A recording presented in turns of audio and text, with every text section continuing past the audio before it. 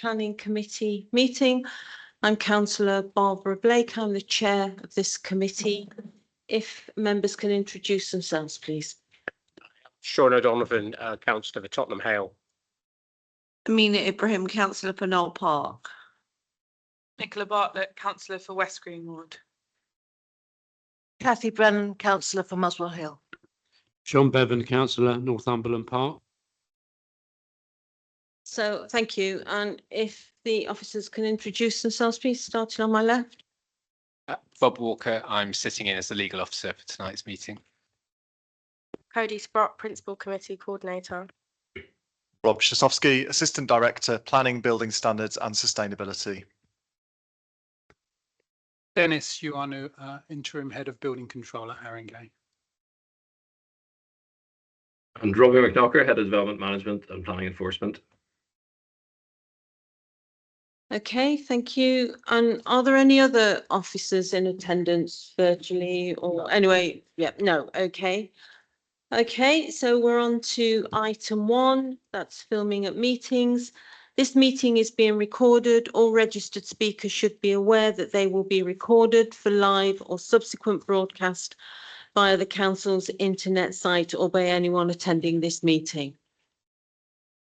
Item 2, we have apologies have been received from Councillor Emery, Councillor Buxton, Councillor Rice and Councillor Collette. Item 3, there are no items of urgent business. Item 4, which is declarations of interest. Do members have any declarations of interest, please? No? Okay, thank you. Item 5, deputations, petitions, presentations, questions, and no requests have been received. So we're now on to item 6, which is the minutes of the meeting held on the 20th of June. That's pages 1 to 36 in the pack. Councillor Bevan. Just one observation. I'm taking this opportunity to raise it because it mentions HMOs in the minutes. In Northumberland Park, we are getting swamped with planning applications to convert properties to HMOs, and they're not small HMOs either. They're 5, 6, 7 rooms in a house. So it's just an observation because that's not really acceptable in the deprived areas of Tottenham. So I'm just drawing it to your attention, and I wonder why is this happening, because it never used to be like that.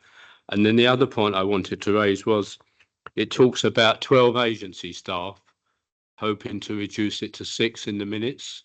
I just wondered what progress had been done on that.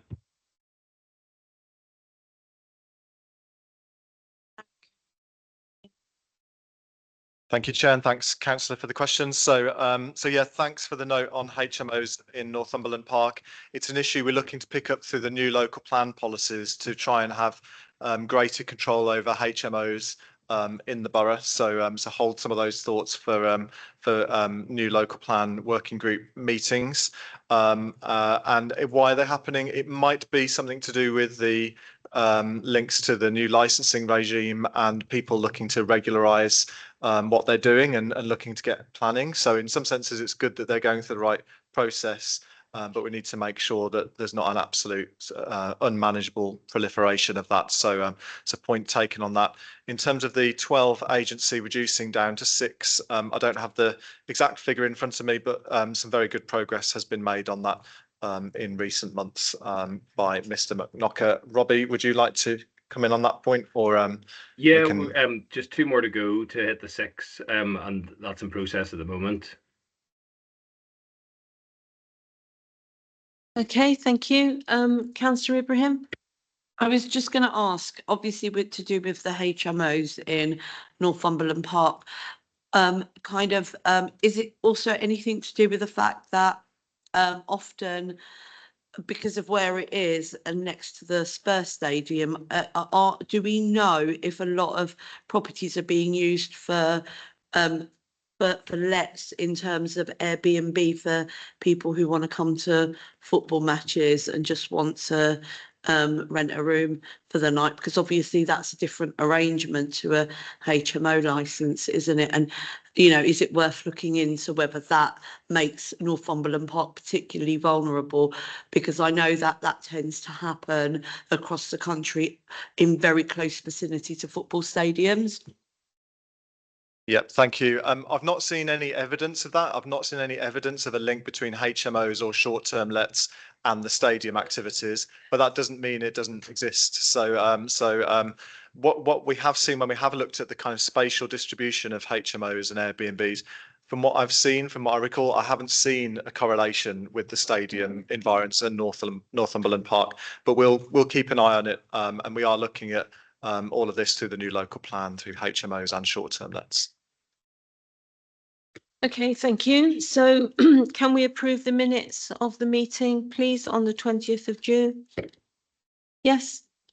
Great. Okay, thank you. Welcome, Councillor Worrell. Do you have any declarations of interest? No. Okay, thank you. And so we're on to item 7, and that's planning and building control, pages 7 to 28, and that's Rob Szafowski. Thank you very much, Chair. So if it's okay, we'll break down this particular item into the sort of bite-sized chunks under the headings. So I will start off with planning cross-cutting matters, which starts on page 8 through to 10. And then, as we normally do, we'll then take questions then. Then we'll go to Robbie Minocha for the development management and enforcement section. Then we can take questions on that. Then we'll cover spatial planning, take questions on that, and then we'll do building control and take questions on that if that sounds like an acceptable way of breaking it down.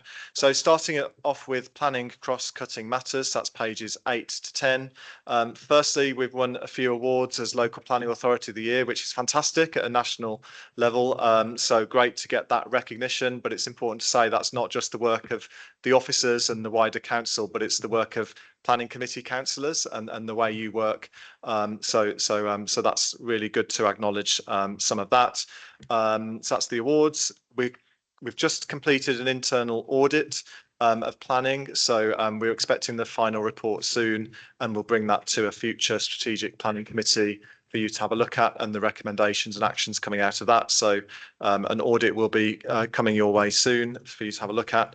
And then the last bit of this cross-cutting section is all about planning reform. So I won't read it out, but I'll give you the highlights. So you probably have heard in the national media, the new government is looking at a significant amount of planning reform, and largely that's about changes to the national planning policy framework, which is a key material consideration for planning applications that you often see referred to in the reports that come to you.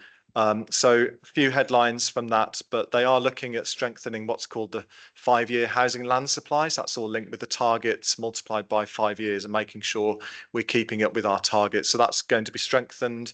They're putting more emphasis on social rent. So the previous government's version had more emphasis on affordable home ownership. Now it's on social rent. There's lots of talk about brownfield land being acceptable in principle. I think in a borough like Haringey, the vast majority, if not all of our development is on brownfield land anyway. There's a new vision-led approach to promoting sustainable transport, keeping progress on local plans. So having a plan in place is really important, and the government is firmly behind that and needing to submit them as soon as possible for examination. An interesting point on what they call modernising planning committees will be of interest to you. So they're considering a national scheme of delegation to essentially get more things delegated to officers and not to planning committees. I'd like to think in Haringey, we already have a modernised planning committee in that you don't look at minor schemes, you only look at the major schemes. So perhaps we could be a model for that. So that will be coming forward. Some changes on Greenbelt, which are in the report, I won't read through.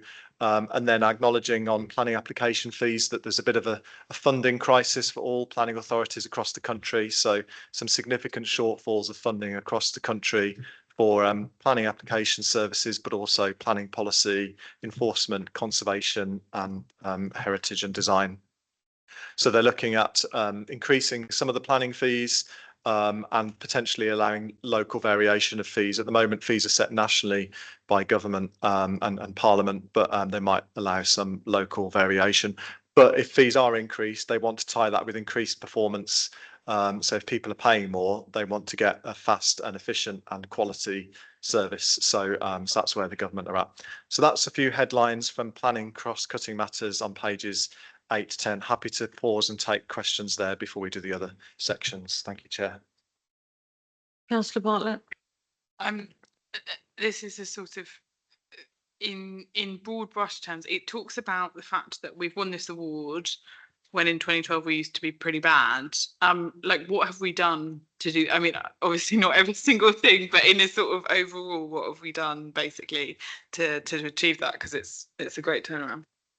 Yeah, so I suppose it's a mixture of the work that's largely been done in the development management service on the speed of decisions, so turning decisions around, meeting the statutory time limits, having a good working relationship with applicants to make sure that they hopefully do some amendments to the scheme to make it acceptable.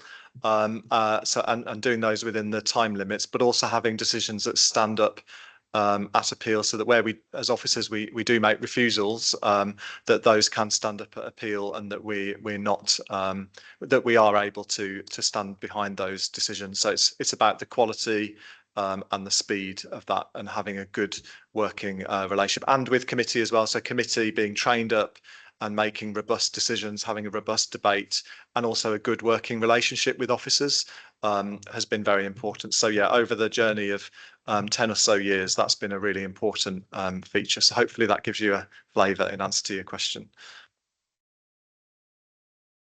Any more questions? No, okay. So we're on to page 11. I think that's you, Robbie, is it?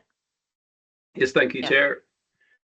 So just starting at paragraphs 5.12 and 5.13, just broadly showing performance continuing to hold up against last year's performance, with improvements on the minors and others, taking those into the 90s, and the on-hand cases showing quite a significant reduction from 833 to 675. And appeal performance improving on last year at 72% compared to 57%. At 5.15, the government measures of performance performing all well on all of those, and showing some improvement on some of those. So no risk of designation on any of those. And at 5.20, just in terms of the average decision times, those are largely falling for the minors and others, a slight increase for majors, but as the graph shows, those are starting to improve, with some of the backlog work just skewing some of the figures slightly. And then skipping on to paragraph 5.30, the applications over 26 weeks. So the work we've done on the backlog has taken those from 219 down to 95. Those are the cases where we have to refund the fee, potentially if we don't make a decision. And at 5.31, the government brought in a change to that to bring it down to 16 weeks when they introduced the new fees. So that there is an issue there, just with some of some increase in cases there from 24 to 118, and that's now the focus of the team, is just bringing that down as now that the 26-week applications are down significantly. And then at paragraph 5.34, just showing a positive increase in terms of the income compared to last year. Pre-applications 223 this year so far, compared to 145, £100,000, and the same with the householders, 33,000 and compared to 17 last year. And planning performance agreements, which are quite a significant revenue generator, up at 531,000 compared to 271,000 last year. And then just skipping on to the planning enforcement section, so at 5.43, just partly related to what Rob was saying earlier about the HMO cases, we have seen quite a significant number of complaints increased, and that is because of the referrals from the licensing team. So they're finding more of those through the statutory licensing of all rented properties. Some of those are registering as flats and then turning out to be HMOs, and then they're passing those to the enforcement team, which is increasing the number of cases. And we've done some work with the HMO team just to ensure that we can manage that increase. And then another positive in terms of the enforcement team is paragraph 5.46. There was a project to address antisocial BT phone boxes, so where they were creating problems with drug taking and other nefarious activities. There was sort of an initial robust engagement with BT, threatening enforcement action on those, which has sort of yielded a sort of positive relationship from them. So we successfully removed 5 boxes so far, and 10 more are earmarked for removal, taking those out of the borough, and hopefully some of those problems with them. And then just finally at 5.47, an opportunity for any suggestions for visits or training that members have. Thank you. Thank you. Any questions, please? Councillor Bevan. On page 20, under planning enforcement, there's 2 figures that relate to cases. One is 457 and the other one is 292. When I read that, I'm reading that as this year, it's gone up a couple of hundred compared with, I think I must be reading that wrong, or it's not clear. It can't be right, can it? It can't be gone 292 to 457. I wouldn't have thought. Is that just above paragraph 5.43? Yeah, 292 last year, with 457 this year. That I believe that will be right. I think further down, in 5.44, it says that we've received 200 HMO referrals this year so far, when we received 54 in all of last year. So that's, yeah, that would, you know, tally with those figures really. That's been quite a substantial increase. Still confused. So as the number of cases gone up over the same period from 292 to 457? Yes, yeah. That's the number received. Yeah. But that's huge. So what's caused that? So I suppose, yeah, it's about 150. So if we had 54 HMO referrals last year and 200 now, that sort of roughly is the same number. So the cause is set out in paragraph 5.44, which is the HMO referrals. We're getting an increased number of referrals on HMOs. You've already mentioned it today, so that's the topic from the new licensing regime. So it's good that these are being looked at and checked, and people are going through the right process, but it does mean that there is an increase in the planning enforcement's workload. So how are we going to deal with that workload then? Because that's... Yeah, it's a good question. So we've met with the licensing team, and a lot of the cases will not necessarily result in enforcement action. So some of them will be closed as immune. You know, they'll already have planning permission, or they'll have previously been investigated and found to be immune or not expedient. So we're making sure that the HMO team are giving us all the information they can provide when they refer the case. So that allows us to make it more of a desktop exercise and not need to go and visit all of them and check them out. So they're going to request and provide additional information and sort of see how that goes in terms of addressing this sort of buildup of cases. The next option is that they can use some of their licensing fee to support the planning enforcement work, but we would have to have an evidence base for that and a justification. Thank you. I mean, it does tie in with what you're saying, Councillor Bevan, about the big increase in HMOs. So it's obviously something that I think we need to look into further. Thank you for bringing that up. Councillor Worrell? Thank you. Apologies for being a bit late. Yeah, just a few different questions. So I think if I'm reading the figures right, there are quite a lot fewer minor and other decisions that have been decided this year compared to last. Just wondered is that because we're receiving fewer applications, or is there another reason for that? I also wondered if you could remind us, I think I've asked this before, but what falls into the category of excluded figures? Because there is reference to people have been kind of moved over from looking at the excluded stuff in order to tackle the backlog. I also just wanted to suggest, oh no, wait, I'll come to the HMO thing in a second. Yeah, I wanted to check what happens in regard to the kind of the change of the government target to 16 weeks. What happens if we go over that threshold? And then I was going to ask about HMO, whether enforcement kind of income from the schemes could be used to fund planning resource. So it sounds like it can. Could you give some more detail on like what would need to happen in order to, in terms of the evidence base, in order for that to maybe be secured? Thanks. Sure. So in terms of the question on minors and others, so yes, we at paragraph 5.12, it shows the figures received, which are down by about 60 on last year. So we've sort of seen a 10% decrease over previous years, but it looks like it's going to be about 5% this year. So that in some way is why the numbers decided are decreasing as well. And I suppose, you know, that's carrying through from previous years as well. The excluded applications are things like listed building consent, works to trees and TPOs.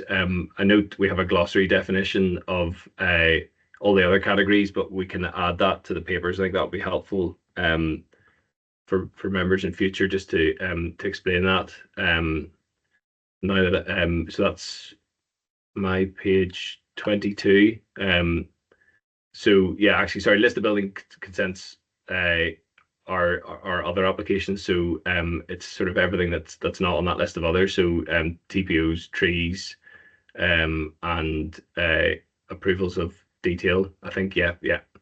And then in terms of the 16 weeks, so once an application is over 16 weeks, the applicant can request a refund of the fee, and we would be obliged to pay that back to them again. So if we progress it to a decision and secure an extension of time, that we don't have to refund that fee. So our approach is to just try and progress all of those cases to a decision to avoid that refund. And just in terms of the HMOs, it would really just need to be a look at have we streamlined that as much as possible, and is there a genuine need for additional enforcement resource? So at the moment we're working on streamlining it, and then next step would be to look at additional resource. So there's sort of case law on what you can spend licensing fees on, and it doesn't have to be just processing the application. It can be the whole service that comes with that. So we just need to build that case that investigating these from a planning perspective is part of that licensing service. Okay, thank you. Are there any more questions? No. Okay, so we're on to page 23. I'll hand over to Rob. Thank you, Chair. So, and apologies from Bryce Tudball, who's the head of spatial planning. He's not very well today. So, yeah, spatial planning. So 2 sections in this on pages 23 and 24. The first bit being about the new local plan. We've got the timetable set out there. The next key milestone is to get out for consultation. We've effectively said this winter. So that would mean going to Cabinet towards the end of this year, early next year, with a consultation immediately after going to Cabinet. So it's looking like early next year. So a little bit of slippage there, but should still be able to meet the overall timetable on the local plan. And as you've seen, there's a number of local plan member working groups been put in the diary over coming weeks to get your thoughts on all of that. So and to keep it on track. Another key issue related to that is we've now appointed the planning policy conservation design team manager. The previous post was vacant for a few years with the post holder acting up. So that's really good. It helps us drive through the programme on that as well. So that that has now been appointed to, which means we can progress with the local plan timetable. And you might recall that was a recommendation from the planning service peer challenge we had done about a year ago. So that's another action completed. So that's the local plan bit. And then page 24, the housing delivery bit. We thought it'd be helpful just to give you an update on the housing delivery figures. So essentially this is looking at completions of all new homes across the borough that we monitor on an annual basis. So we've given you a table there of the annual completions for the last 3 years. So the latest, most up-to-date figure we've got for the 23-24 financial year that you can see in that table is 1,189 completions. And that compares to our annual target of 1,592. So it is still short of the target, but it's not too far off. And you can see in previous years, we've actually come very close to the target as well. So that's generally a similar picture across London. So that's looking good, still not as much as we would like. And it just demonstrates we need to keep up with delivering new homes. And we'll bring a more comprehensive report on housing delivery and housing completions to you in the future through our annual monitoring report to a future meeting. Thank you, Chair. Thank you. So any questions? No? Okay, thank you. So we're moving on to building control, and I think that's over to you, Dennis. Thank you. I'll also start with some good news in a difficult year for building control. We've been nominated for Local Authority Building Control Team of the Year at the LABC Excellence Awards, which will be announced in January 2025. Very proud of the team, which has been reduced in numbers in the last year, and to be nominated is an achievement. Performance-wise, applications are slightly down, partly because of the new regime. And although those figures are masked slightly, I mean, since August, we've had a lot of applications that have been reverted back to local authority from private inspectors, where private inspectors haven't continued their license because of the new regime as well. Generally, our market share has dropped slightly. Because of the competition out there, although the forecast and the feeling from sort of party conferences this year is that they want to move back towards local authority building control. In terms of dangerous structures, we continue to provide our service both during the day and overnight. We've sort of had 62 to date this year, which is about right. Normally we get around the 200 dangerous structure call-outs throughout the year. And with regards to dangerous structures, we're part of a London consortium. So any costs that are paid out to resolve a dangerous structure, we normally claim that back off the owners or the developers. Quick note on building control reforms. The Grenfell Tower inquiry phase 2 report was published on the 6th of September. That could have further effects on building control. At the moment, they're reviewing the building control regime. Lots of speculation as to where building control may sit within a government body. There's still lots of changes within the building control regime, which is headed by the Building Safety Regulator, and we're monitoring them. At our last committee, we had only one surveyor who had passed a competency exam that we all had to take. I'm pleased to say that today we now have 4 Class 3 surveyors, which is the top level, and 1 Class 2, with another one just having taken his exam, which makes us probably the most equipped London borough, one of the most equipped London boroughs to deal with the new regime.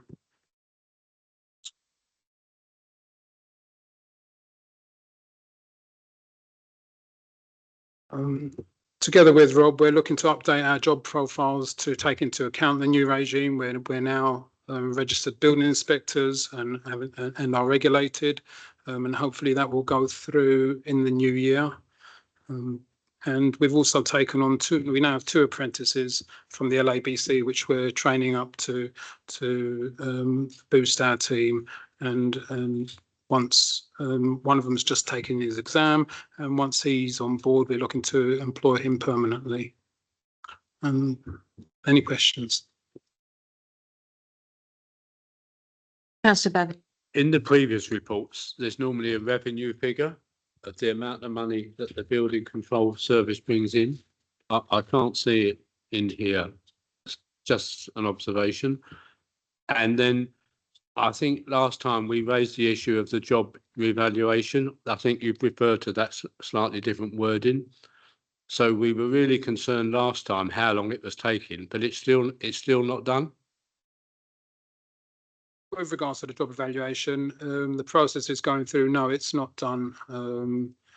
It's at the stage of the jobs have been reevaluated and they'll go out to staff consultation in the next few weeks. We're hoping to go out to advert in January, February. Just to add to that though, and to clarify, the job evaluation completed and was turned around relatively quickly. So it's not the job evaluation that's the delay. It's we're working through it. It's an active piece of work. We've got draft business case. So actually there's not a hold up from HR on this. It's being progressed. So just wanted to clarify that because I know that was the issue raised at the last meeting. The job evaluation was completed and turned around relatively quickly. It's pulling together the wider business case and everything, which is normal for any restructure. So we are making progress on that to formalise the new roles. And the fees are in the table. I think that job thing is crucial so that we can put the pay up in it to recruit, keep that staff and recruit staff. Is that the reason for? Yeah, we're looking at pay, and that's done through the job evaluation process. We're also looking at trying to get things like the professional fees and the building safety regulator registration fees paid as well to make sure that the offer is as attractive as possible. The fees are in the table. By the way, you asked about the fees not appearing. They're in the table in 5.55 as well. Dennis, did you want to add anything to what I've said?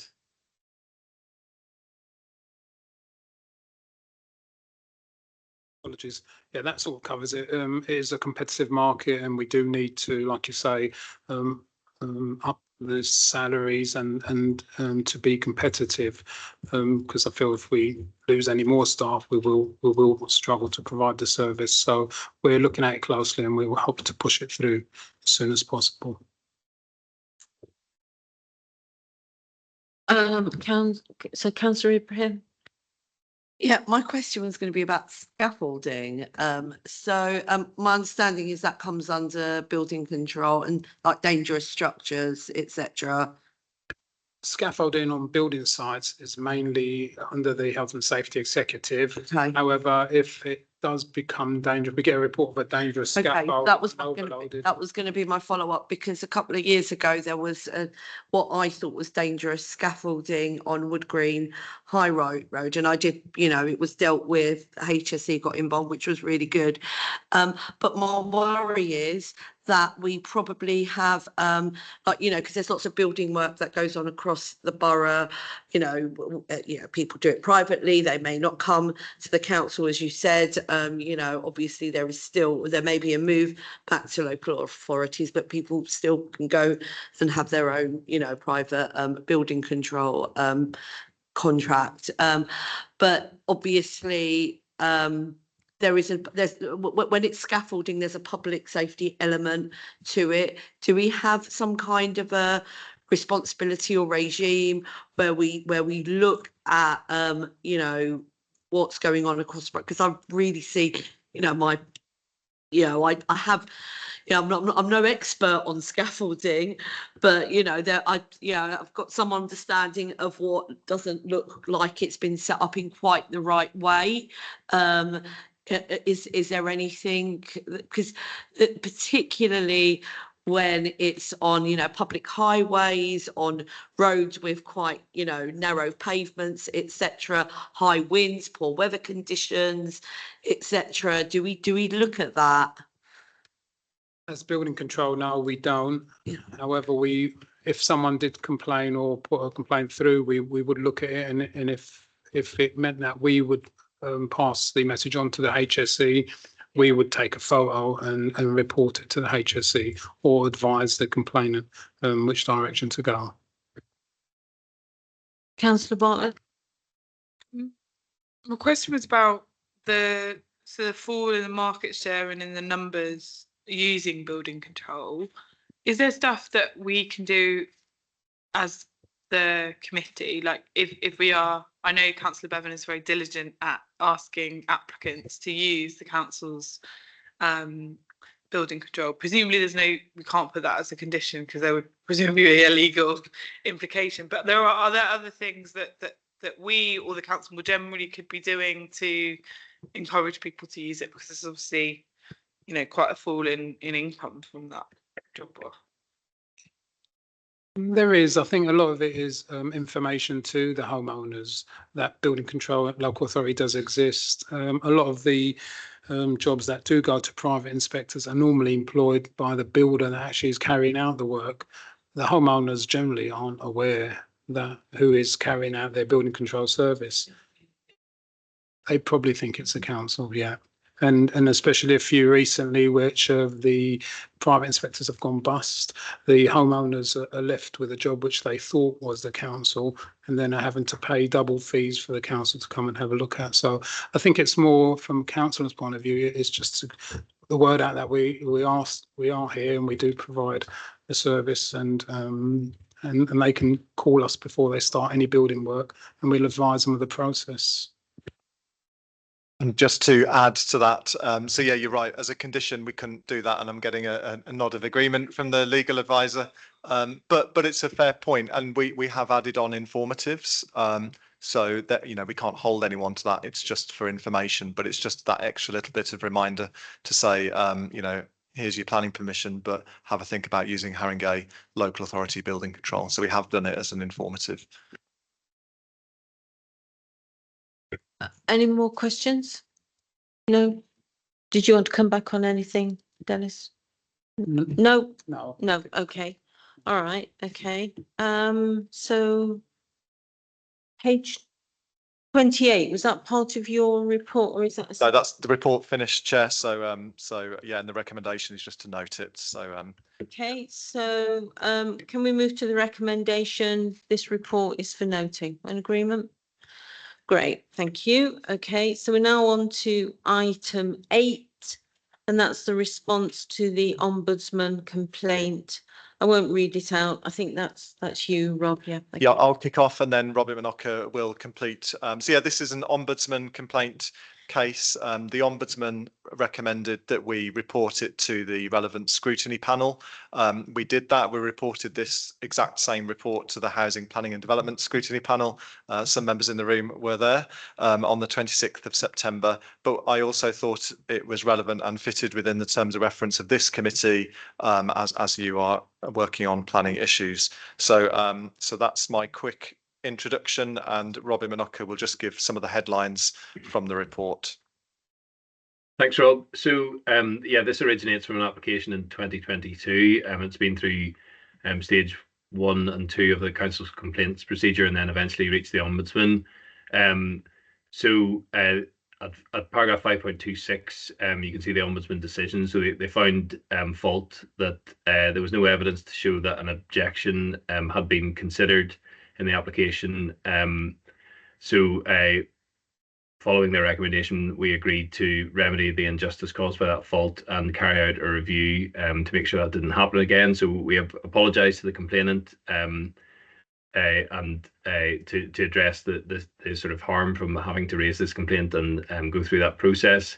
And we've reviewed what's happened, and as Rob says, we've reported that. So in terms of remedying that, we've reminded officers that they must consider all representations in planning application reports We did that at a recent team meeting and reminded the managers that are checking to keep an eye for that, and made this an important part of our induction to make sure that's not to be missed again. Worth noting that we decide nearly 3,000 applications a year, and you know, this has happened once in that, so it's not a huge problem. And then there was a key piece of case law that was part of that objection that wasn't adequately considered in the report.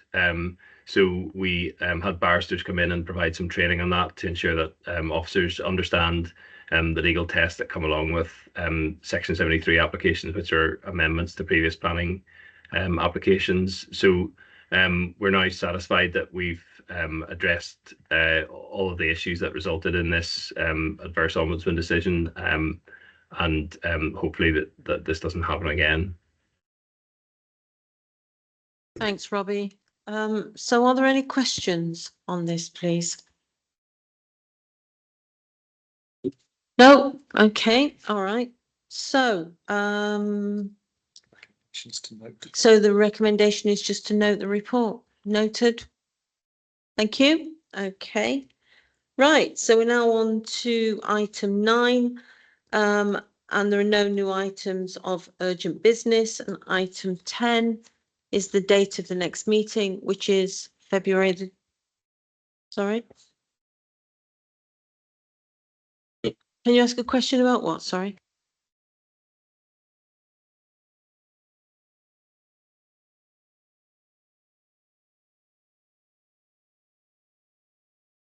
Sorry.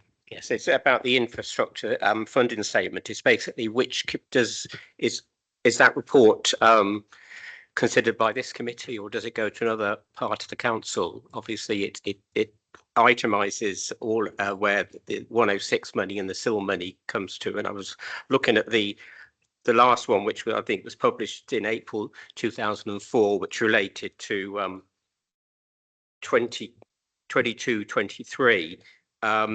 It's a 36-page, very detailed document, which gives information all about the organisations this money goes to, and also the areas it goes to. So the questions are, when is the next one, which will be 23-24, when is that scheduled to be published?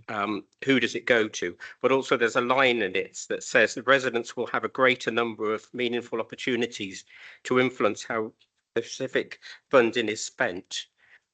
What is the mechanism for doing that? Not just residents actually, but local organisations also ask me how they can have an input into how SIL or 106 money is spent. Thank you. Thank you, Chair. Yep, I'm happy to take that question. So we haven't brought it to this committee before, but we'd be very happy to bring it to the next available committee. So we could bring the next one. So it has to be published, I think, by the end of the calendar year, off the top of my head. So we could bring that to the February committee for discussion. So we can do that. And in terms of residents' say on how it's spent, we can talk about it in more detail when we get to that meeting. But that's referring to the neighbourhood SIL. And we're looking at a participatory budgeting pilot with colleagues across the council to do that. So that's what that paragraph I think is referring to on the neighbourhood SIL element, but happy to talk more about that when we bring it as a full item. Okay, thank you. All right, so the date of the next meeting is February the 25th. So 24th. Sorry, I made a mistake. Oh, February the 24th. February the 24th. 2025, yeah. Okay. So that's the meeting finished. Can I just